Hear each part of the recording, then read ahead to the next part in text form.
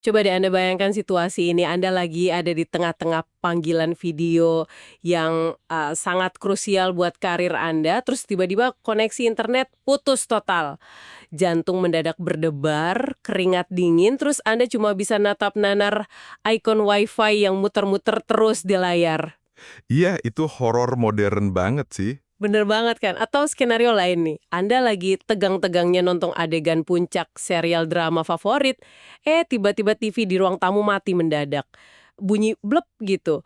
Kira-kira insting pertama Anda apa? Panik, nyari nomor teknisi, atau ngamuk? Haha, kemungkinan besar sih ngamuk ya kalau lagi seru-serunya. Nah, di obrolan kita hari ini kita bakal membedah sebuah kisah satir yang luar biasa brilian tentang seseorang yang menawarkan solusi di luar nalar untuk kepanikan-kepanikan tadi. Namanya Satoshi. Dan kalau Anda bayangin, dia ini kayak jenius teknologi bergaya tech bro di Silicon Valley, gitu. Wah, Anda salah besar. Iya, penampilannya tuh persis bapak-bapak petani desa. Kemana-mana pakai kaos oblong melar, sarung kusam, kelihatan gaptek banget lah pokoknya.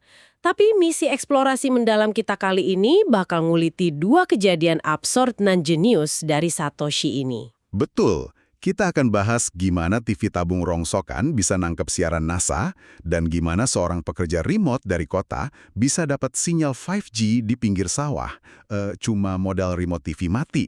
Dan nanti kita bakal lihat juga apakah kita ini yang mengendalikan teknologi atau jangan-jangan teknologi yang ngendaliin kita. Oke, mari kita bedah ini. Yuk, Ada satu momen epik di desanya Satoshi. Bayangin, sore yang damai di lereng Gunung Raung, tiba-tiba Pak Carik Sudiro datang ngos-ngosan mikul TV tabung 21 inci. wah, itu TV tabung seberat dosa pasti.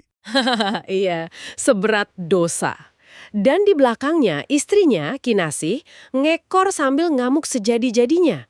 TV itu mati tepat pas sinetron kesayangannya, Cinta Terlarang di Atas Genteng, lagi adegan puncak si tokoh utama ketahuan selingkuh. Dan yang bikin lucu tuh ancamannya Kinasih.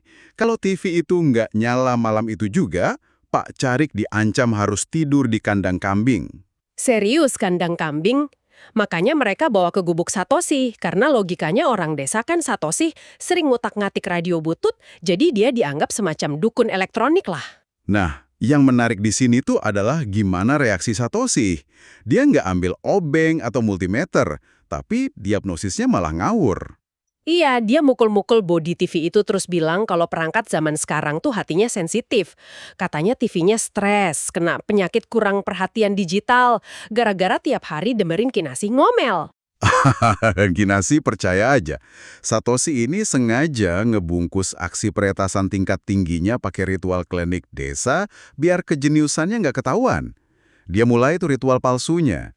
Ayah yang minyak kayu putih itu kan? Betul, dia minta minyak kayu putih, terus diolesin ke antena TV indoor yang udah bengkok-bengkok.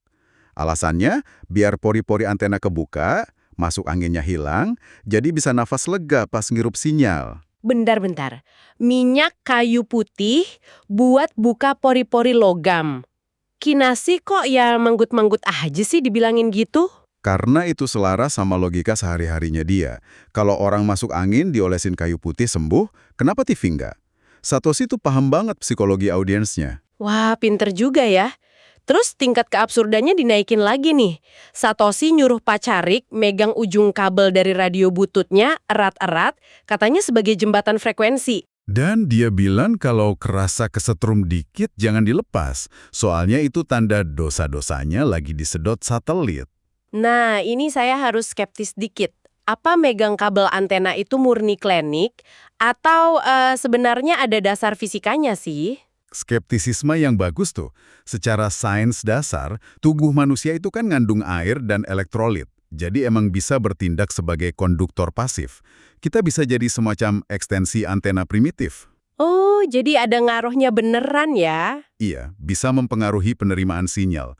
Tapi ya pastinya bukan buat nyedot dosa ke satelit. Satoshi cuma manfaatin tubuh Pak Carik sebagai grounding atau penangkap sinyal ekstra buat nutupin eksperimen aslinya. Masuk akal. Terus puncaknya nih, manuver yang teatrikal banget, Satoshi nyebutnya jurus gebrak nurani. Dia narik nafas, nempelin ujung kabel radionya ke belakang TV, terus bug, Dia ngebrak TV itu sekuat tenaga. Iya, dan tangan kirinya agresif muter tombol volume di radio bututnya. Tiba-tiba, TV yang tadinya mati total, itu nyala super terang. Sangat jernih. Nah, ini kan nggak mungkin dia manggil jin penunggu gunung ya. Sebenarnya apa yang terjadi di balik gebrakan teatrikal itu? Jadi, secara teknis, di balik gerakan yang mengalihkan perhatian itu, Satoshi diam-diam menghubungkan sirkuit radio rakitannya ke komponen tuner di dalam TV. Tunggu. Tanpa buka casing dan nyoler kabel. Gimana caranya? Lewat prinsip induksi elektromagnetik. Coba kita pakai analogi garpu tala. Kalau Anda punya dua garpu tala dengan frekuensi yang sama, terus salah satunya dipukul sampai berbunyi. Terus didekatin ke garpu tala yang kedua kan? Nah, garpu tala kedua akan otomatis ikut bergetar dan bunyi, meskipun nggak bersentuhan. Iya, resonansi kan namanya. Gelombang suaranya merambat lewat udara. Tepat! Induksi elektromagnetik kerjanya mirip banget. Sinyal radio kuat dari perangkat Satoshi itu nyiptain medan magnet yang fluktuatif. Pas kabelnya ditempelin ke area tuner TV, medan magnet itu maksa elektron di sirkuit TV buat ikut gerak. Oh, jadi gerakan elektron itu yang bikin arus listrik baru ya? Betul, arus listrik induksi yang bawa data sinyal. Jadi Satoshi nularin siaran satelit dari radionya nembus mesin TV.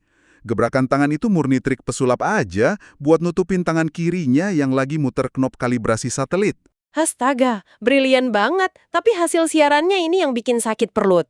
Yang muncul di layar cembung itu bukan kelanjutan sinetron selingkuh, tapi malah siaran langsung feed dari NASA. Resolusi tinggi pula, kelihatan astronot pakai baju luar angkasa melayang-layang. Dan tebak reaksinya Kinasih. Dengan kepolosannya, dia ngira astronot itu adalah aktor utama sinetronnya yang lagi dihukum sutradara dibuang ke bulan karena selingkuh. Hahaha, dia bahkan ngomentarin kenapa helm motor si aktor kegedean. Pak Carik malah kagum debu di bulan bisa kelihatan saking beningnya. Tapi di balik kelucuan ini, saya jadi mikir keras. Buat apa? Maksudnya? Kenapa sosok sejenius Satoshi yang bisa bajak satelit NASA real time, yang mungkin bisa ngebobol enkripsi bursa saham kalau dia mau, malah ngabisin energi buat ngutak-ngatik TV rongsokan Pak Carik? Nah, kalau kita tarik mundur ya, ini tuh teguran filosofis yang keras banget. Di cerita itu ada momen Satoshi merenung sendirian setelah mereka pulang. Merenung gimana tuh? Dia mikir soal ironi manusia modern.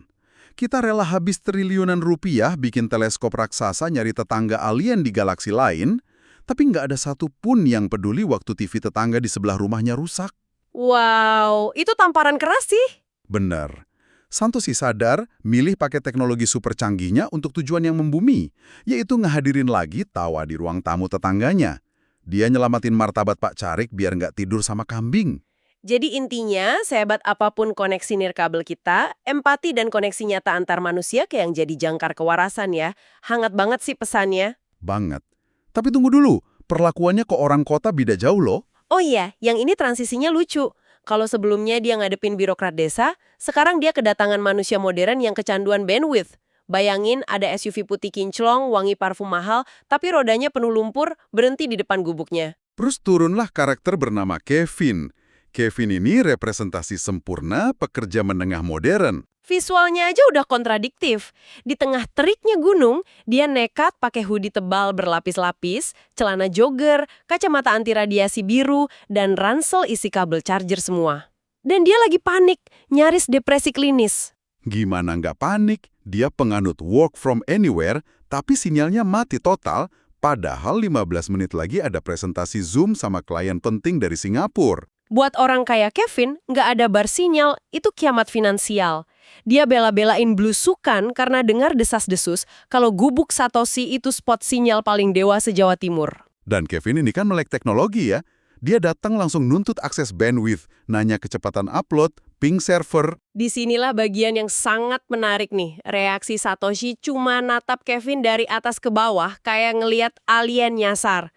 Dia nggak ngasih password wifi, tapi malah ngasih remote TV butut yang tutup baterainya ditahan plester kertas. TV-nya sendiri katanya udah almarhum disamber petir tahun lalu. Tapi Satoshi ngasih remote itu kayak lagi mewariskan pusaka sakti. Iya. Terus instruksinya itu loh, Satoshi nyuruh Kevin gelar tikar di pinggir sawah, ngetik laptop pakai tangan kanan, tapi tangan kirinya wajib megang remote butut itu di udara, diarahin ke Gunung Raung. Dan Kevin nurut dong. Pria berkacamata anti radiasi ini duduk lemas di sawah, ngacung-ngacungin remote mati ke gunung karena dicuci otaknya kalau itu tuh antena eksternal pemanggil frekuensi. Dan ini bagian gilanya. Ajaibnya, indikator sinyal laptop Kevin mendadak penuh. Koneksi 5G full bar. Kok bisa? Nah, pas Kevin lagi khusyuk ritual angkat remote, Satoshi masuk dapur dengan alasan mau nyeduh kopi. Di situ, di dekat jendela yang ngadep sawah, Satoshi ngegeser posisi sebuah toples bekas penyimpan terasi. Bentar-bentar. Toples terasi. Bau fermentasi udang bisa ningkatin sinyal 5G gitu? Bukan aromanya, di dalam toples itu udah dilapisin aluminium foil secara presisi. Satoshi nyembunyiin router pemancar berdaya tinggi di situ. Oh, aluminium foil. Terus fungsinya apa? Router biasa kan mancarkan sinyalnya menyebar ke segala arah, omnidireksional. Kalau di ruang terbuka, apalagi di desa, sinyal kayak gitu cepat lemah. Terus toplesnya ngapain? Lengkungan dasar toples yang dilapisin aluminium foil itu berfungsi jadi reflektor parabola. Logam itu bagus banget buat mantulin frekuensi 5G. Jadi dia ngubah sinyal yang nyebar jadi satu tembakan lurus. Tepat! Mid reflektor di center yang bikin cahaya nyebar jadi sorotan lurus. Sambah sinyal merakit meriam sinyal direksional. Ditembak presisi nembus jendela, langsung ngehantam laptop Kevin di sawah. Hahaha, jadi Kevin tuh lagi dihujani sinyal 5G Enterprise langsung ke wajahnya. Yang bikin saya ngakak pas baca ini tuh, Kevin lagi meeting tegang bahas quarterly revenue pakai bahasa Inggris, tapi backsoundnya suara bebek sawah, wek wek wek. Dan puncaknya, tiap ada burung bangau lewat, dia panik sinyal putus. Solusinya, sambil ngomong Inggris, jempolnya mencet tombol volume up di remote mati itu buat ngusir burung. Dan burungnya beneran nyingkir kan? Kevin girang banget sampai teriak, "Pak, remote-nya ajaib. Tiap saya pencet mute, suara kataknya berhenti bernyanyi." Jika kita hubungkan ini ke gambaran besarnya, apa yang sebenarnya terjadi itu lucu banget. Satoshi lagi nyeruput kopi di teras, dan tiap ada burung mendekat, dia diam-diam nyentil kerikil ke burung itu biar kabur. Astaga, dikerjain abis-abisan. Kalau suara katak yang diem pas pencet mute itu gimana? Itu murni kebetulan alami ekosistem rawa aja, katakan emang suka mendadak diam berjamaah. Tapi buat Kevin, semua kebetulan itu bikin dia yakin remote bututnya punya kekuatan magis ngendaliin alam semesta. Ini kayak analogi anak kecil main video game nggak sih? Gimana tuh? Kalau ada balita rewel pengen ikut main konsol, kita kan kasih controller kedua yang kabelnya nggak dicolok. Balita itu bakal mencet-mencet girang, mikir dia yang mainin karakternya, padahal kita yang pegang kendali. Itu dia, Kevin itu persis balita yang megang controller mati. Dia delusi ngerasa punya kuasa, padahal Satoshi yang narik tuas dari belakang dengan muter toples terasinya. Kevin akhirnya pulang dengan bangga setelah berjemur 3 jam. Kliennya ngasih approval. Dia ngerasa jadi legenda work from anywhere. Pasti di otaknya udah nyusun caption LinkedIn tuh, membuktikan kalau desa bukan halangan buat closing miliaran. Padahal dia habis ditrol habis-habisan sama pria berkaos oblong. Dan pas Kevin pulang, Satoshi merenung lagi sambil mungut remote itu. Kutipannya itu nampar banget. Dia bilang, orang kota cari makan aja repot banget. Pakai baju berlapis, ransel penuh kabel, ngemis sinyal pakai remote mati. Kenapa nggak pakai arit aja? Turun ke sawah, potong rumput, kambing kenyang, hasil keringatnya nyata. Walaupun kedengarannya kayak ocehan orang udik, pernyataan Satoshi itu sebenarnya ngebongkar konsep alienasi pekerja modern. Kita kerjaannya ngutak-ngatik spreadsheet, manipulasi data abstrak. Pekerjaan kita tuh nggak punya wujud fisik yang tangible. Nilai keringat kita ditentuin sama kesepakatan virtual. Beda sama ngasih makan kambing ya, yang hasilnya langsung kelihatan di depan mata. Betul. Kambing makan rumput itu nasi kepuasan fisik dan mental yang instan dan nyata. Sementara kesepakatan miliaran Kevin di layar itu rapuh banget. Matikan server di benua lain atau putus kabel optik di laut, nilainya menguap seketika. Dalam banget ya. Ini bikin saya mau ngajak Anda yang lagi dengerin buat ikut merenung. Kapan terakhir kali Anda panik luar biasa? Apakah pas nyawa Anda terancam? Atau jangan-jangan pas baterai smartphone nyentuh 1% dan power bank ketinggalan? Atau pas tulisan "No Internet Connection" muncul di layar. Iya kan? Cerita Kinasi ngamuk gara-gara TV mati atau Kevin nyaris gila di sawah, itu bukan sekedar lelucon, ini cermin raksasa yang dihadapin ke muka kita. Kesimpulannya jernih banget. Teknologi modern udah bermutasi jadi ilusi kontrol yang absolut.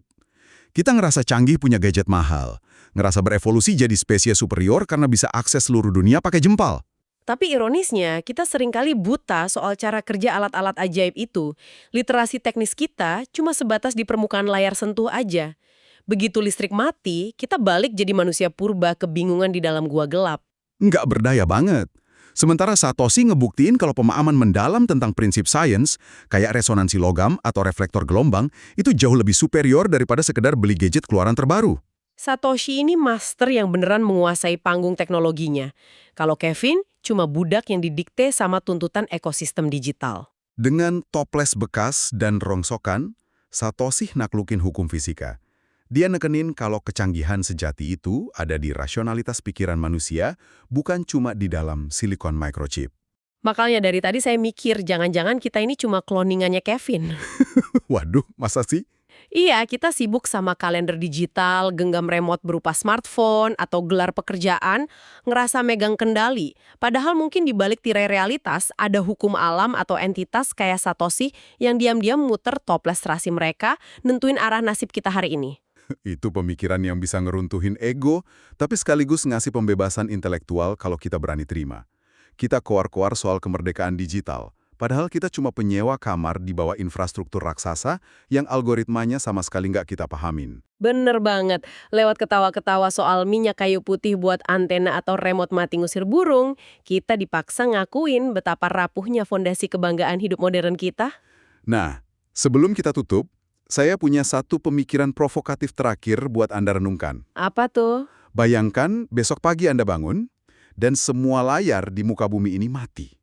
Layar HP, monitor kantor, mesin ATM, sampai TV jalanan, semuanya jadi kaca hitam dingin. Horor sih itu. Kalau di detik itu, Anda dipaksa harus pakai jurus gebrak pada realitas di sekitar Anda, biar hidup bisa nyala lagi. Apakah Anda tahu bagian mana yang harus dipukul? Atau jangan-jangan kita malah lari, panik nyari tombol restart di sebuah remote kehidupan yang sebenarnya nggak pernah tersambung kemana-mana. Pertanyaan yang bikin merinding. Jujur aja, obrolan ini mendadak bikin saya mau nyari tutorial YouTube soal cara megang arit yang bener buat berkebun weekend ini. Hahaha, boleh tuh dipraktekin beneran. Rasanya ini saat yang pas buat nyudahi sesi obrolan kita. Saran saya buat Anda, cobalah tantang diri Anda. Letakkan layar Anda sesaat saja. Matikan notifikasi barang 1-2 jam. Bikin kopi panas, keluar rumah tanpa HP, dan lihat lingkungan fisik Anda. Pasti ada hal nyata yang bisa dikerjain. Iya, mungkin pagar tetangga butuh diperbaiki, atau ada tetangga yang sekedar butuh diajak ngobrol langsung. Interaksi fisik gitu nilainya jauh lebih nyata daripada ikon jempol di media sosial. Terima kasih banyak udah dengerin eksplorasi mendalam kita hari ini. Tetap pelihara skeptisisme yang sehat dan sampai jumpa di bedah kasus kita berikutnya.